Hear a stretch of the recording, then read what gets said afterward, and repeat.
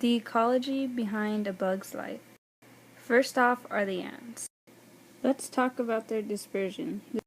Dispersion is basically how organisms are distributed in a population. So in this case, the ants here in the background, throughout the movie you see them that they're in uniform. When they're going to food and when they're going down into their ant hill, they tend to be in a uniform line. It doesn't look like that back here, but essentially that's how they are. Okay, next is the habitat of the ant. Habitat is just where the organism lives. They live in an anthill. They go underground and have their own little rooms, which probably isn't what it's like in real life, but you do have a small anthill going on where they would meet up and go in. The other thing I want to talk to you about is where they lie in the food chain. Now, in real life, they would probably be considered as a primary consumer, but because they pick up seeds for the grasshoppers, we're going to leave them as a primary producer because they're the ones bringing the seeds for the grasshoppers to eat. Now it's the grasshoppers. So the dispersion of the grasshoppers would be uniform as well because they all go in a pack and they're all in uniform together as to what they do and to when they go for their destinations. Now the habitat for a grasshopper in real life would be like a grassland.